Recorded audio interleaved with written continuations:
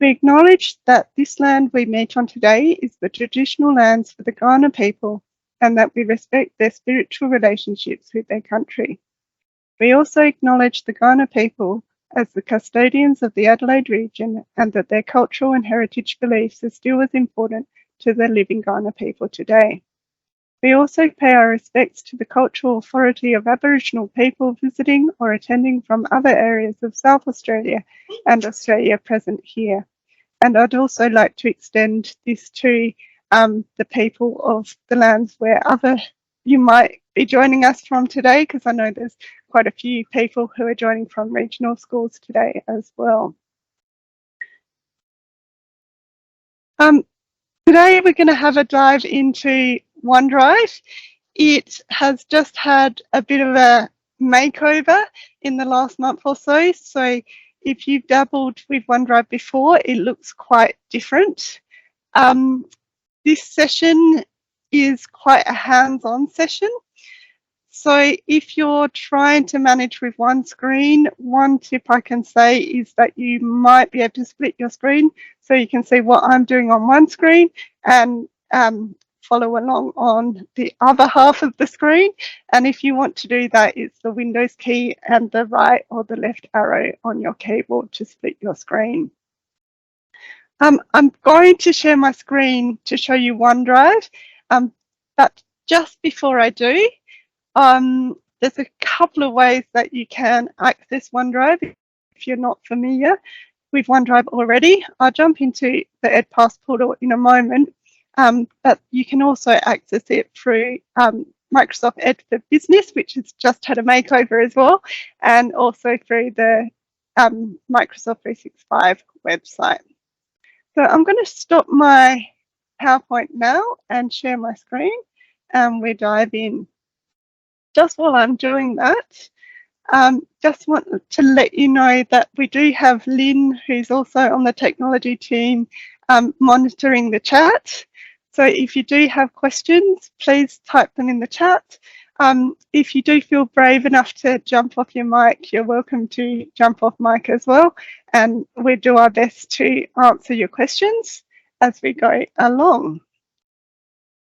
So let's start at the beginning.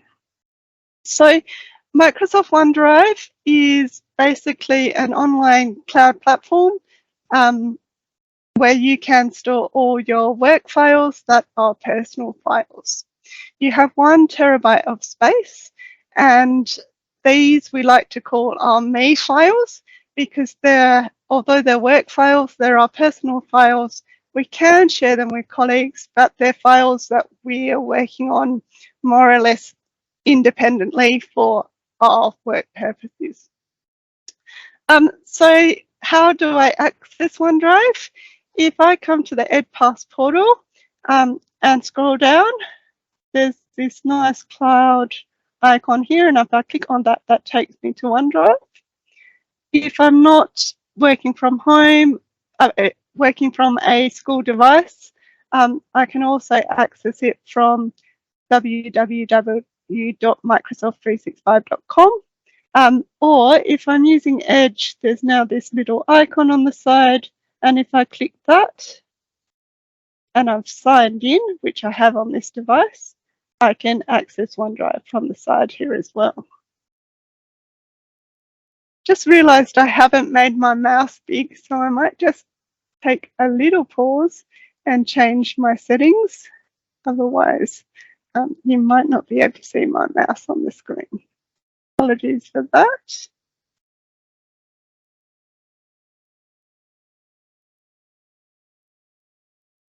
That's better.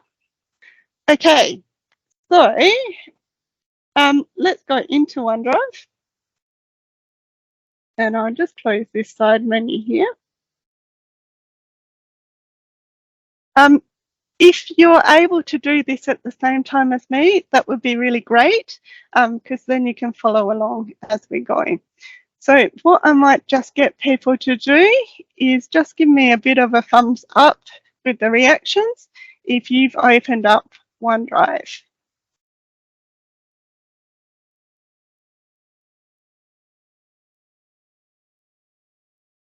Perfect. We'll just give people another minute or so. The visual, the virtual or the physical thumbs up is great. Okay, so this is the new OneDrive and it looks a little bit different from what the old OneDrive looked like.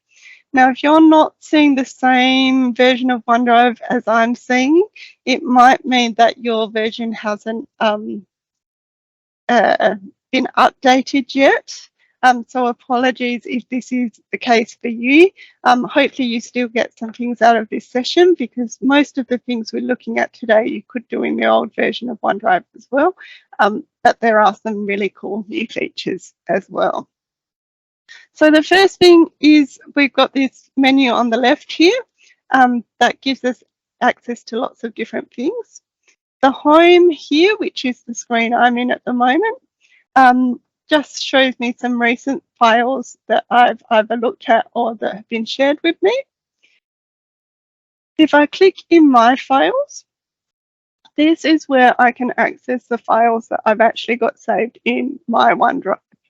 So you can see here I've got a few folders and I've got a link here as well. So all these files I can access on any device from anywhere. So I don't have to be at my computer in order to access these. So that's really handy. Instead of saving my work, for example, on a curriculum server, if I save them on my OneDrive, I can access them on an iPad or my phone or my home device instead of having to rely on them being only on my personal device or my school device. In the shared section, I can see any files that have been shared with me. So I don't own these files. These files live in someone else's OneDrive, but that person has shared with them with me. So I can see John shared this document yesterday, and I'm also part of this OneNote here. Favorites is a new thing. So favorites allows you to select different documents that are useful. So say I want to access this document all the time, I can favorite it and then it will appear here. And I'll show you how to favorite documents a little later. We go to the recycle bin. I don't have anything in the recycle bin, but if you do delete files from your OneDrive, you can see them in the recycle bin here and you can restore them if you need to. Just on the recycle bin, files live in the recycle bin for 60 days. And in that time, if you need to restore them, you can. After that 60 days, they disappear from your recycle bin. Now, if it is a really important file that you need to retrieve after that 60 days, you do have the possibility to put in a ticket to the service desk. And if it's within 90 days, they should be able to retrieve it for you. But hopefully you will have noticed that it's disappeared in that first 60 days and then you can retrieve it yourself. These two here are both new for the new OneDrive as well. So people, if I click in there, it shows me any people that have shared files with me, and then it will show me the documents or files that they have shared. So I've only got John who shared something with me and he's only shared one file, but if I had other people that shared with me as well, I'd see those documents in there as well. And meetings is not showing anything for me today. Again, this is a new feature that Microsoft has just released. I was testing it with my colleague today and there appears to be a few glitches, but you should be able to see what meetings you've attended and what meetings are coming up and any files associated with those meetings. And the last one is the quick access to Teams. So these are two teams that I'm a member of, and if I click into that team, I can see all the files associated with that team. So that's a very quick tour of that left-hand menu, which is new to the new OneDrive. Any questions so far?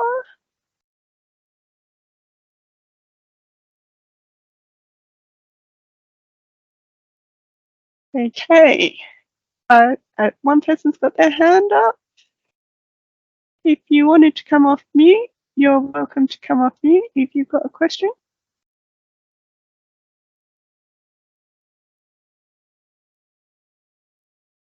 Otherwise, we'll keep on going. Okay, so we're going to spend a lot of time now in the My File section across here. And this is where we can access files that we might have already uploaded, and we can add new files as well. So I've got some things in here, but if this is the first time that you've opened up OneDrive, you might find that you've got nothing in here. Across on the right, there's some information about information about your use of the Microsoft products. So not just OneDrive, but all sorts of things, including Edge. But you've also got different views. So because I've got things in here, I can change the view from list to compact, or if I like, I can do tiles.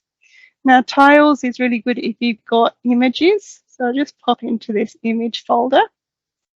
And you can see here, because I've got it as tiles, I can see a little thumbnail of each of those images. If I change it back to list, which is the default view, I don't see those thumbnails.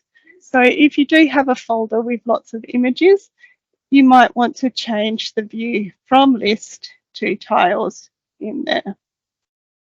The other thing I can do in here is sort. So I could sort by type, name, etc. For that, I'm just going to jump back into my files and just go into this folder here.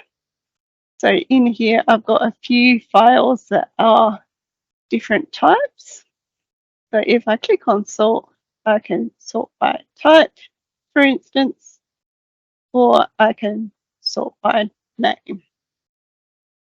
You can see here also I've got a file with a star. That's that favorites that I went into in the beginning.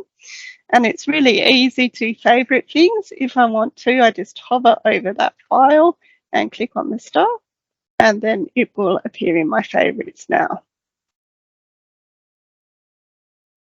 Okay, so that's if I've already got files existing.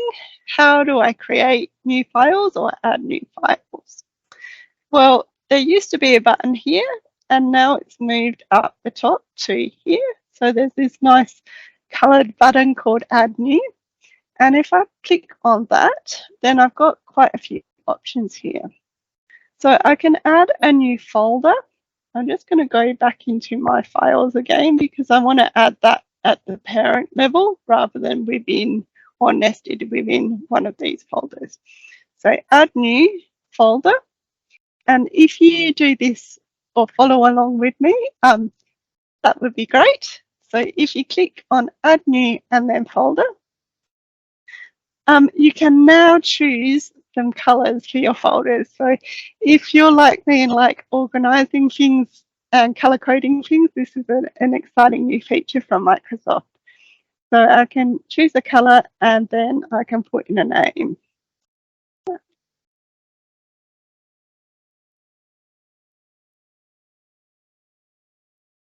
And when I press create, that folder is just going to appear in that parent level because I'm in the My File section. If I go back into the Add New, I've also got Files Upload and Folder Upload options. So if I'd like to upload just a single file that already exists somewhere on my machine, I can click on Files Upload, and then that will open up for me to have a look and upload a single file. And then again, this is going to appear in this parent level of my files. I go back to the Add New and go to Folder Upload. Now it's only going to show me folders rather than show me all my files. So this is really handy. For example, let me just go into something that's got lots of folders.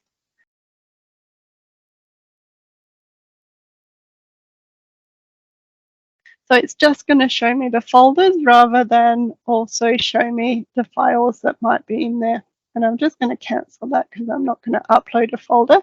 But it's nice that it just shows you the file type rather than all your files there. These options here, they actually create a new document or Excel document, PowerPoint presentation, etc. A Visio drawing is something that allows you to create flowcharts. So again, just for today, let's click on Word document. That's going to open this up in Word Online. And anytime you open a document in an online version of the Microsoft 365 apps, it should automatically save to your OneDrive. So you can see here, I've got that icon in the top, that little cloud with a tick. That's telling me that this document has automatically saved. Now, if I just close that down there, back into my OneDrive, let's just refresh that. You'll see I've got that document there. One tip is, and I'll just go back into that document. If I do that, I might have 10 or 15 files called document. So if you do use the create new document feature of OneDrive, it's a good idea once you've created that document to go up to the top and click on the drop down, and then you can rename your document.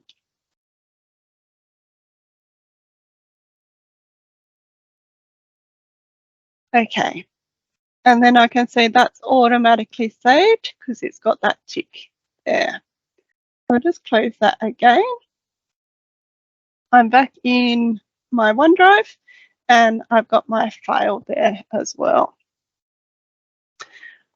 Another new feature is this ability to add a link. So you can see I've got Google there and that's a URL, a link.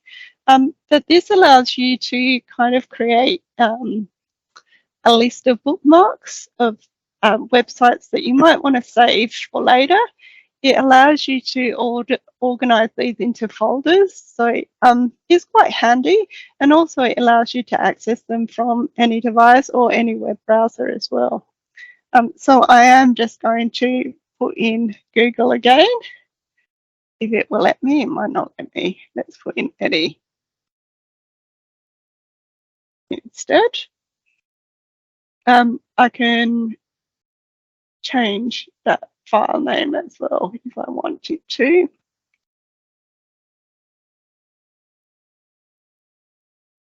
And click create. And then I've got that URL there. So hopefully now everyone has created a folder. I've called mine Training October and added a document, a Word document, and added a link. Now, your OneDrive can get pretty messy pretty quickly if we're just saving everything in the one spot. I have seen some OneDrives that have got like 50 files just in one place. So if you accidentally do start saving things just in this My Files section, it's pretty easy to move the folders or files that you want to another one as well. I'm just going to click in those ones that I've just uploaded.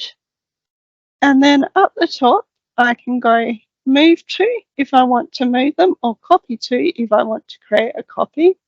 So I'm just going to click on move to.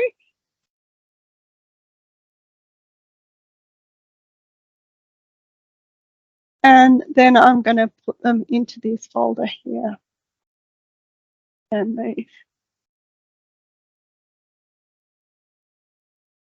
And then I've got a nice clean My Files section again, and they're nicely organised in a folder. One thing about files in OneDrive is that a lot of files now, it used to just be M365 files, but lots of files allow you to actually preview or edit them within the OneDrive application. So for example, in this folder here, I've got a PDF, and if I click on that, it's going to open that PDF up for me to see. Right inside my OneDrive, you can see the OneDrive cloud up the top, and I can have a look at this document. I can click on the links in this document. I can download, copy, and also share that right within OneDrive. To get back, I'm just going to click on that back arrow there. You can edit pictures, for example, so JPEG files or PNG files as well. You can edit directly within OneDrive as well. Okay, so if you have got that training summary open, we've hopefully done activity 1 because you've hopefully created a folder and you've hopefully added or created a new document. One thing I haven't mentioned is that you can also drag and drop files from your desktop or your file explorer into OneDrive as well. So if I open up my file explorer here, if I wanted to add this resource link into this folder, in fact, I'm just going to go back one level and add it to my OneDrive Training October. So open my File Explorer again. Now, if you don't have File Explorer opened, you can always open it from the icon at the bottom in your toolbar, or you can use the Windows key and press E on your keyboard as well. And to upload this to OneDrive, I can just simply click and drag that file across. And then you can see it now appears in there. So I can use this Add New button and upload, or I can simply drag and drop files across as well. Okay, so the other really cool thing about OneDrive, other than that I can access any files in here from any device at any time, is I've got something called version history. Now, version history allows me to have a look at a document and then go back and see when it was changed and who changed that. I'm just going to click back into my files again and find one that someone has shared with me. So this file here, I can see automatically, even though it's living in my OneDrive, this person called John has gone in and changed it. If I'm hovering over here, I can click on the 3 ellipses, and then I've got this option down here called version history. So if I click into version history, that gives me some information. So first of all, I can see that the first version of this file was saved at 11:48 p.m. by Edit Learn, that's me. And then I can see someone else, John, went in and modified it at this time. Now, if John's gone in and deleted some stuff that he shouldn't have, I've got the ability, if I go into version history, to go in here and go restore. And then that's going to create another version for me. I can say I've got 1, 2, and 3 now. And what that has done is it's changed the current version to this one down here.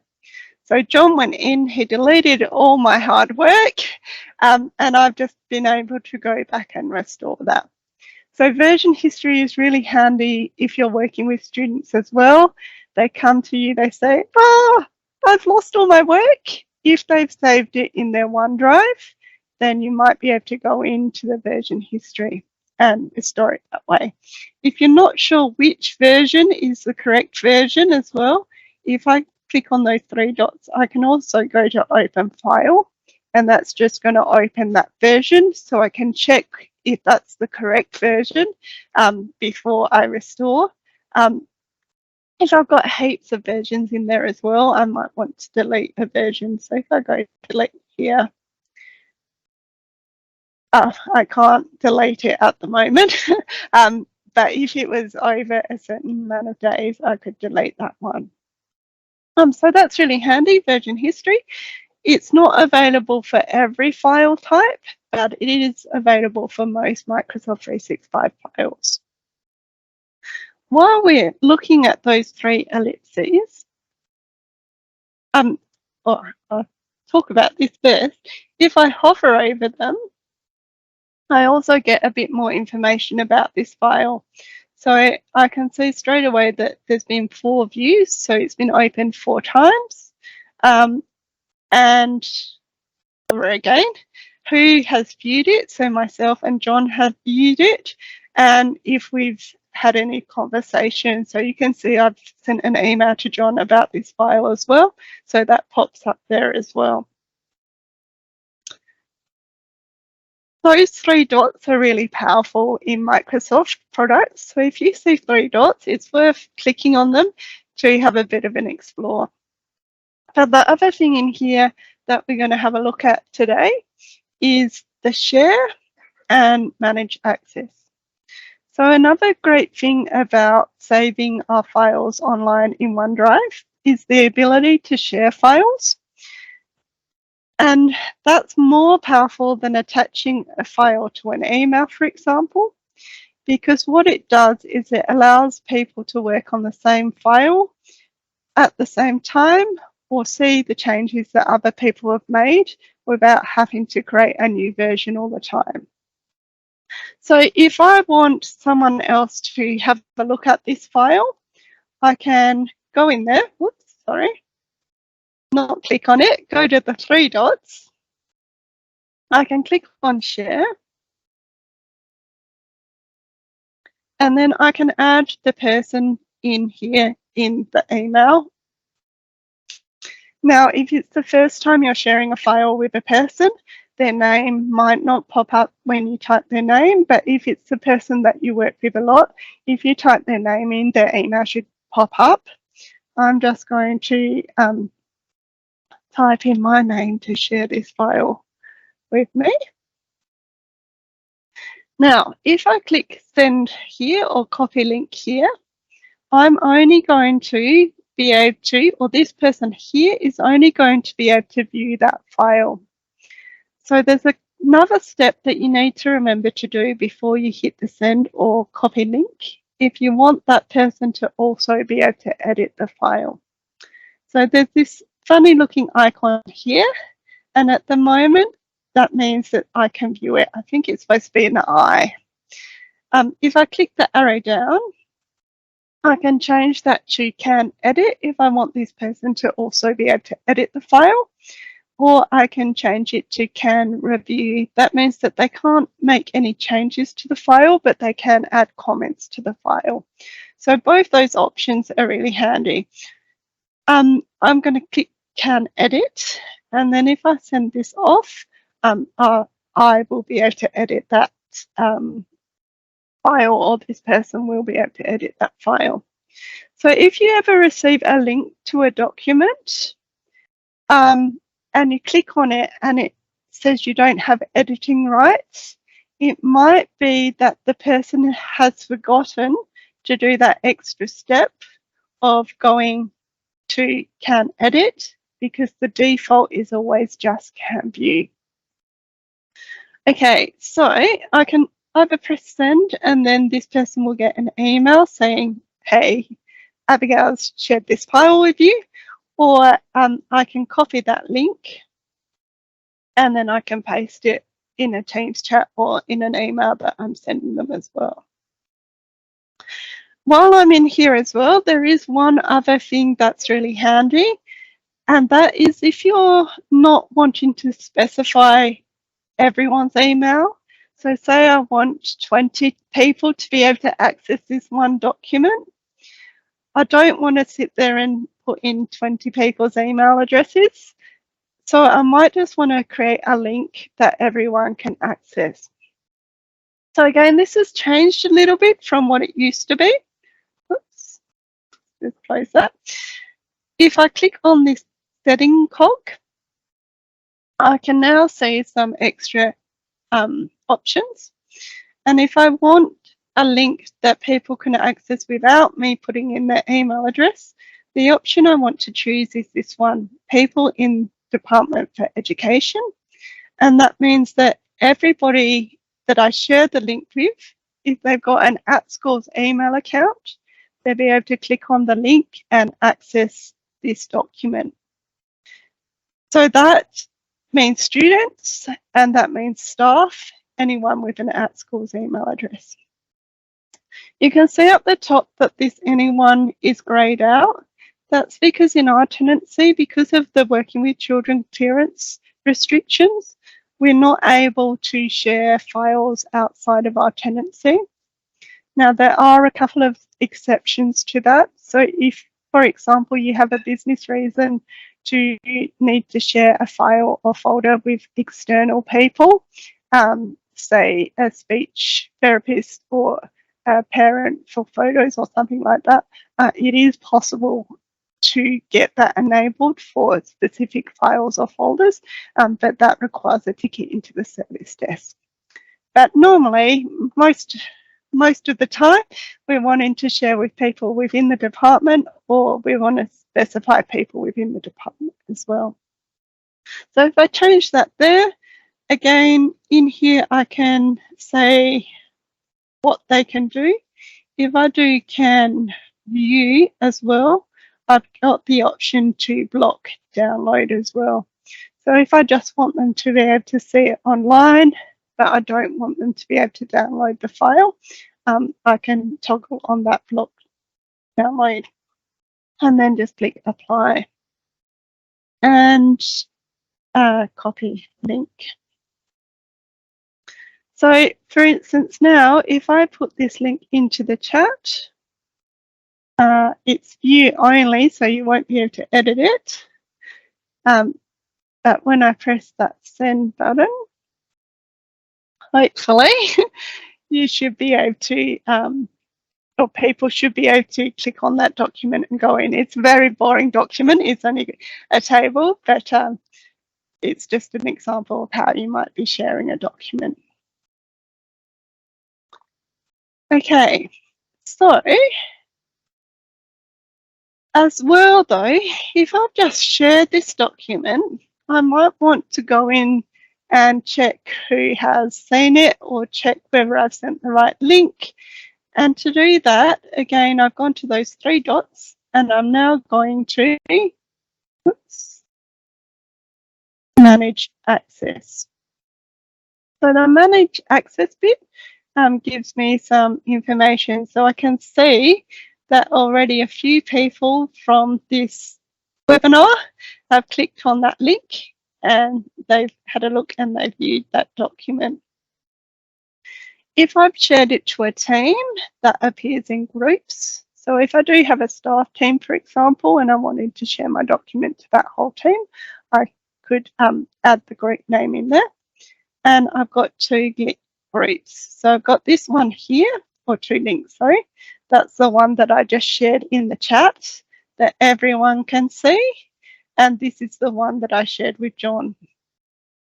Now, if I realize I've made a mistake, I didn't actually want to share that document, I can just go in and remove that link. And now if you click on that link that I shared in the chat again, you should find that you can't access that document anymore. So that's a good way if you've accidentally shared the wrong link or you shared the link with the wrong permissions, you can go in there and you can remove that link. If you don't want to share the file with anybody, so I don't even want John to share this, I can also click on the stop sharing, and now that file is just my file again. You see it's changed to private and before it was shared. Okay, any questions? Or everyone's okay? The one question that we have had, and I'm not sure if you're going to cover it a bit later, is if someone wants to actually move a lot of files Okay. into OneDrive. So they have an external hard drive, or they've got their home drive on their school device, and they want to move a lot of files. Okay. Because you are transferring data up into the cloud, depending on how many files you're moving across and the size of those files, it will take time. So the easiest way to transfer a lot of files is actually to do something called syncing, and to sync your OneDrive to your computer, which I'll show you in about half a minute, I think.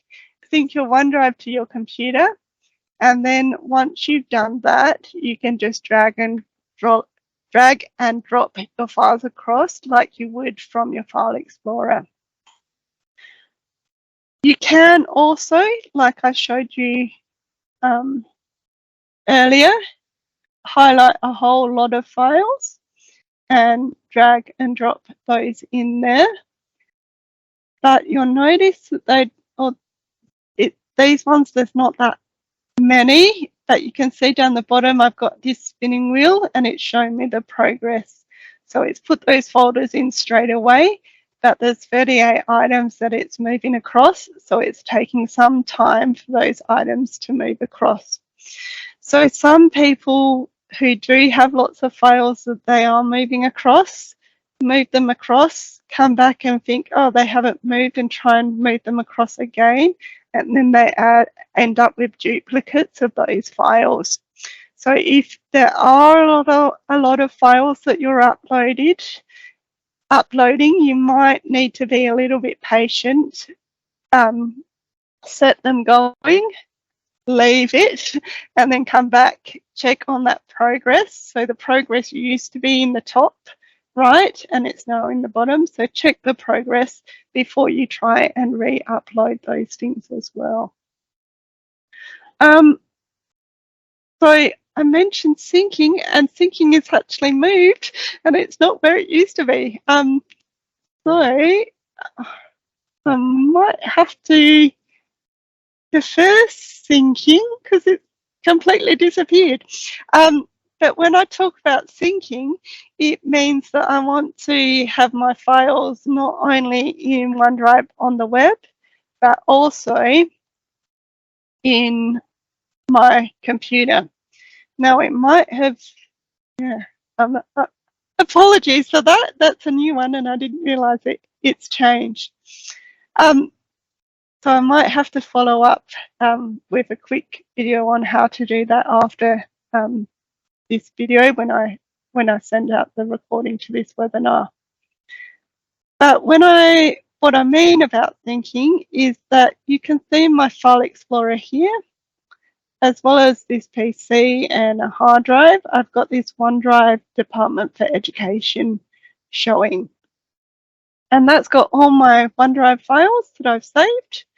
And you can see here, it looks like they're just the same as any file that might be saved on a curriculum server or anywhere else on a computer. I can, in here, go in and delete files, and it will also delete that from my OneDrive online. I've got this thing called status in here, which tells me what is happening to the file. So at the moment, these have all got a green tick next to them, which means that this file has got a copy on my computer, and it's also saved in my OneDrive. So if it's got a tick like this, that means that even if I don't have internet access, I can still access that file. And then when my computer reconnects to the internet, it will upload any changes. Now, if I don't need this Digitech planning file on my computer because I don't access it very often, if I right click, I can go to, always keep on, Sorry. If it's green with the tick, it's always on the device. If it isn't green, let's do untick. That means it isn't on my device and I won't be able to access it. So if it is an important one, I want to repeat that process and go always keep on this device, and then I'll be able to access it on the device from anywhere. These ones here have got a little person next to them. That means it's only me that's viewing them. If I was to share this document with someone else, it would have a two-person emblem.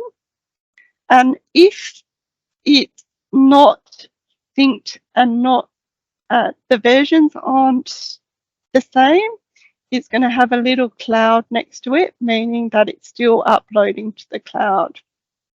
So that's what those symbols mean. If you've synced your OneDrive and then it's got nothing in the status here, that might mean that your OneDrive is actually on hold for the moment. So you'll need to have a look and see what's happening there. I have found the sync button, Abigail, if you're interested. Lynn. Sorry, Yep. if you go to the settings cog on the left, that's the one. Yep. And there we go, sync this OneDrive. Thank you, Lynn. They've moved things around just for fun. Yeah, so the sync button used to be nice and clear up the top here, and they've now decided to hide it in the settings. So if you do want to access your OneDrive files from your computer, which is so handy, and that's how I access my files most of the time, I do recommend that you go up to that settings and click sync this OneDrive. Just a word of caution though, if you do that, if you do have the files sitting on your computer, so if they are full green like this example here, it will take up space on your hard drive. So if you do have a limited amount of space on your hard drive, it might be that you want to clean some things up before you go about syncing. But if you've got space on your hard drive, it is definitely recommended that you sync the files. It not only makes it easy to manipulate them in your file explorer, so use them like any other file, but it also means that when you save files, if you've got a Word document open, for example, let's go into this one.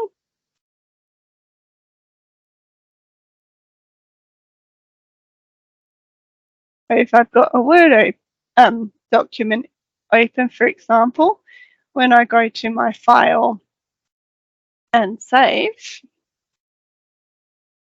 I've got my OneDrive sitting in here, and I can click in there and save it directly to my OneDrive. And in this case, I've also got a thing called Sites, which is basically Microsoft Teams. So I can save the file directly to Teams as well, if I've got Teams synced as well. So if I click in there, I can see all my folders that are saved in my OneDrive and then just save it where I need to save it rather than have a local copy somewhere and then move it up. And I reckon that's just about it. Sorry. The other question we had was, how do we see how much space we are using? Okay. We have that 1 terabyte limit. Where do we see where that is? Okay, so I think that might have changed as well. Let's have a look if it's in the OneDrive settings.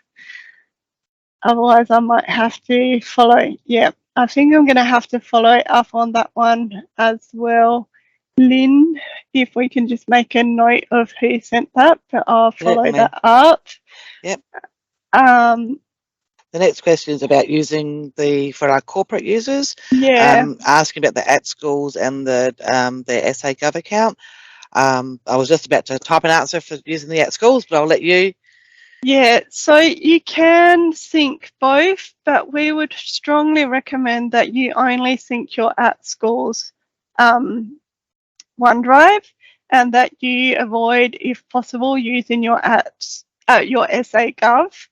The reason is that if you're trying to share files or link to files from your SA Gov with anyone that works in the school setting, they won't be able to access those files because there's again those tenancy restrictions where we can't share files across tenancies. So although, Annie, you can sync your SA Gov, we would strongly recommend that you don't sync your SA Gov and that you just work in your @schools tenancy. Your @schools tenancy, that form of Microsoft is the education version of Microsoft 365, and it's actually got different features to the SA Gov tenancy. It's actually got more features in there. So especially because we do work with people across sites and not just corporate, it's best if you just use your your @schools email. Okay, so, and Jane, you've got 2 OneDrives, corporate and 1 to the schools. So yeah, definitely use your @schools. If you do have 2 OneDrives that are there appearing, you can pause your OneDrive and then delete that. So I do have a video that goes through that process, so I send a link out to that video afterwards as well. Now we've just gone over time. There is a couple of resources that I like to point people to at the end, but if you do have to leave, that's all good. So there's a few places that you can go for help. One of them is we have in the department is M365 Apps Support and Collaboration team. So this is the team with lots of teachers, corporate staff, SSOs, front office staff from across the department. And if you've got questions about anything to do with Microsoft, if it's to do with OneDrive in particular, you can pop them in here, and either someone from our team or another person from across the department will be able to answer them. And I think Lynn has just popped in the chat the link to join that team if you're not already a member. We also have a YouTube channel. So just note that because OneDrive has just gone through this big upgrade, most of our OneDrive videos are on the old OneDrive, but we will be updating them. But this channel has got a whole lot of resources around a whole lot of things to do with Microsoft and also other products that the department supports. And most of them you can see in here are really quick and short videos to help you do something specific. Not sure if people are aware, but Edit is our department ICT intranet, and as well as helping you to log tickets if you've got issues, there's a whole wealth of information on that website. And there's also our homepage there as well. And the last place is the Microsoft Learn site. So this is a free resource that Microsoft has put together. We do recommend that you create a login and sign in to your Microsoft Learn account. And then if you go into the training, there's a whole lot of courses specifically for educators as well. Let's go into professional development. So there's a whole lot of courses that guide you through using the Microsoft products for education. Those ones also, okay, there's not one for teachers on OneDrive specifically, but there is some information in there. But these ones also, if you complete them and you've logged in, give you a record and a certificate for what you complete, which is handy for your teacher's registration. And I think that is probably about it. So thanks again, everyone, for joining us this afternoon. Hopefully you got a bit out of it, and good luck with using the new OneDrive.